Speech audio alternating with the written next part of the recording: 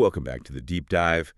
Today we are strapping in for an exceptionally unsettling story. Hmm. It's a mystery from high in the European mountains. Hmm. And we're not talking about your typical ghost town, left behind because of poverty or crumbling buildings. We're talking about a collective disappearance, A total vanishing. where the homes are still standing, the food is still on the table, Hmm. and yet everyone is just gone. That's right. So a listener shared this incredible source document with us. It's a firsthand narrative. It's called The Whispers of Karstan Village. Okay. And it's the account of a graduate researcher. He set out to study abandoned places, but he found himself in this personal and deeply dangerous situation. And the hook here is just instantly chilling. Hmm. The story goes that Karstan wasn't abandoned because the economy collapsed or anything like that. No. It was abandoned because of what happened to those who stayed after sunset. No. Okay, let's unpack this. Our mission here is to get into the mechanisms of how this place supposedly operates. Exactly. We need to look at Karstan as an active entity. We're pulling out the patterns of disappearance and really focusing on how this place allegedly retains people. It seals their identities. It doesn't just drive them away. It consumes them. So let's start at the beginning. How did this researcher even find this place? It wasn't on any tourist map. Not at all. He was, studying really dry academic stuff, rural disappearances, demographic shifts.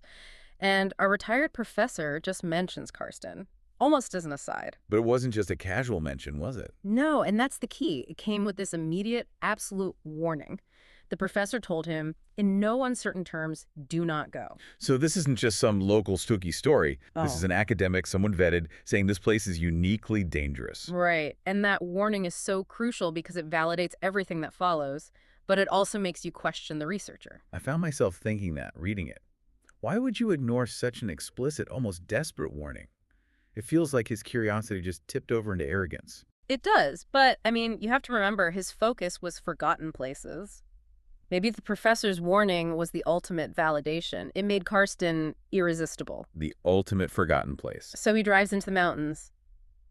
And the signs of wrongness, they start immediately. Right, the first mechanism we see is isolation. Mm. The road to Karstan wasn't just narrow, it was actively suppressed, not on maps. And the locals wouldn't talk about it. He said they either played dumb or just shut the conversation down cold.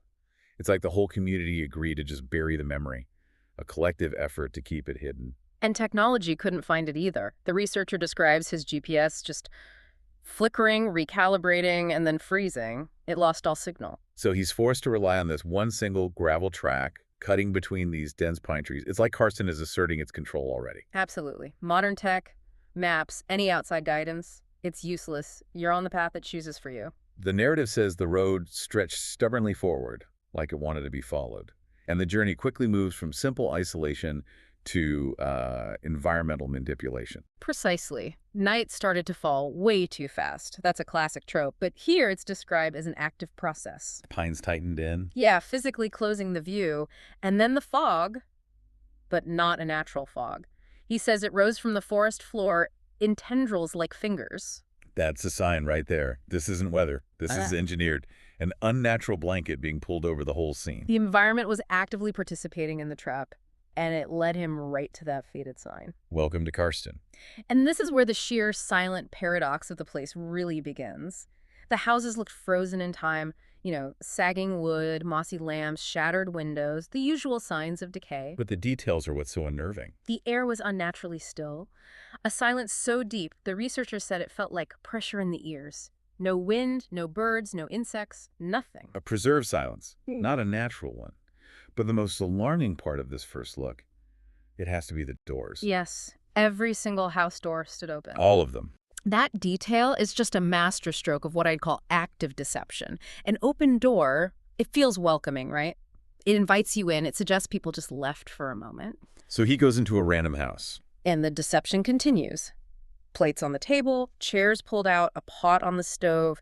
It looks like the whole village just paused mid-meal and walked out. Maybe some kind of local emergency. Yeah. A sudden alarm that made everyone leave quickly, but, voluntarily. If that were the case, the horror would be about what made them leave. But the narrative just pivots so hard right there. It goes from a passive mystery to active captivity. Because he looked closer at the floor. He looked closer, and the physical evidence just completely contradicted that peaceful, staged scene. The drag marks. Yes, scuff marks all over the floor, suggesting people didn't walk out. They were taken forcefully. Oh. And that single detail, it changes everything. It's not a mystery illness or some environmental hazard anymore. This is active physical coercion. Something dragged them away. So the open doors, the meal on the table, it's all just macabre stage dressing. Designed to lure any visitors in, make them feel safe. So he follows the path implied by those marks deeper into the village square. And that's where he finds the engine of Karstan. The well. The well is the source. The thick, unnatural fog that covered everything was flowing out of it like breath, pulsing. So the well isn't just for water.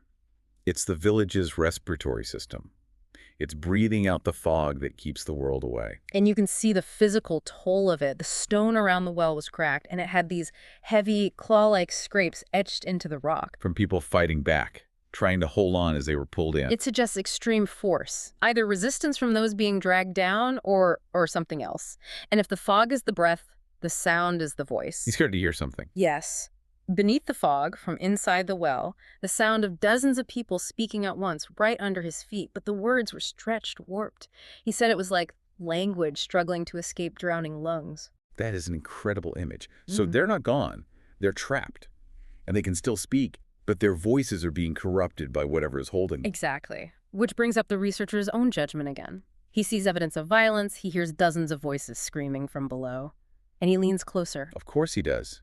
And at that moment of, let's be honest, total folly, contact was made. The manifestation. A hand shot up and grabbed the edge of the well from the inside. A pale, waterlogged hand. With unnaturally long fingers, it just gripped the stone for a second, a desperate reach, before slowly sliding back down into the fog. The whispers. They immediately got louder, urgent, angry. The village knew it had been seen. It knew it had a new target. That is a cue to run. And he does. But the escape route is gone. The trap snaps shut. He turns to run, and the road he just drove in on, it's not there anymore. The fog had swallowed everything. And he says the houses seemed closer, like the village itself had shifted to trap him. It reconfigured its own geometry. It's not a passive location. It's an active predator, and the pursuit began. He describes shapes moving in the fog, but not walking. No, crawling, dragging themselves. Dozens of limbs, he says. Pale shapes pushing forward. So these are the owners of the drag marks. They're what's left. And their forms are just fundamentally unnatural. Outlines writhing, stretching far too tall, bending at angles bones shouldn't allow. They are the captives. And their whispers became a chorus. A deafening chorus, screaming these phrases that just betray their fate. Stay, don't leave, you came back. And the one that ties it all together, don't forget us. The village is weaponizing their desperation. And then came the worst part. The psychological attack. The mechanism of identity absorption. He saw something in the fog wearing a familiar shape. The professor. The one who warned him not to come. This is critical. It wasn't some generic ghost. It was a specific, trusted person from his life. Its eyes were just hollow pools of churning fog, and its mouth moved in slow motion, the jaw cracking open as the whispers poured out of him. So the warning was twisted into a summons. Karstan doesn't just trap bodies, it steals and weaponizes your memories, your trust. It's personalized warfare. And then it became physical. Hands erupted from the fog, grabbing his legs, pulling him toward the well. The ground itself started pulsing under him, he said, like something alive. The entire village became one living predator. The only reason he got away was, well, a fluke, a sudden, unexplained failure in the system. The fog just ripped apart. Like fabric, he says. It tore open just long enough for the road to reappear, and he made a run for it. He got away. But did he really? I mean, connecting this to the bigger picture, the post-visit research is what really sets Karstan apart. We have to talk about the official records. Because officially, Karstan is not an abandoned village. There's no public record of an evacuation, a disaster, a fire. Nothing to explain 60 years of silence. And the census records, they remain unchanged for decades. They are, for all intents and purposes, alive on paper while being physically consumed by this place. That's a whole other level of horror, bureaucratic horror. And the village uses that. It weaponizes the official state record to keep up the illusion of a normal town, which prevents any official investigation. Nobody ever comes looking. Which supports the local folklore he found later, the belief that the village feeds on memory and identity. Exactly. The fog traps people physically, but it's their names, their histories that it really consumes. It seals them underground, and then they become part of that whispering chorus. Their new purpose is to call strangers back to join them. It's a self-perpetuating system. It's a farm. It needs a constant influx of new energy, and it uses the memories of the trapped as the lure. Which explains why the threat for him is ongoing. He's not really free. Not at all. The source narrative ends with him admitting that he still hears them. Dozens of voices outside his apartment window, especially when a fog rolls in. Whispering his name. Whispering his name, calling him back. The village, or its chorus, hasn't forgotten him. The memory theft wasn't complete, but it was enough to mark him. To create a link. Right. And this raises an important question for you, listening to this. If the village feeds on memory, on specific parts of your identity, what part of the researcher made him such a perfect target? His academic focus. He was obsessed with forgotten places and forgotten names. Did he, unwittingly offer himself up as the perfect meal for an entity that specializes in erasing and hoarding identities? Wow. It didn't just consume him, it consumed the very obsession that led him there. That is a deeply unsettling thought. We've got a clear pattern here. Isolation, deception, capture, and then this perpetual recruitment through stolen memory. So think about what it means to be alive on paper but consumed by silence. Your last desperate moments weaponized to trap the next person who comes looking. What parts of your own identity, your own obsessions might you risk if you followed an unmarked road into the fog? Something for you to mull over.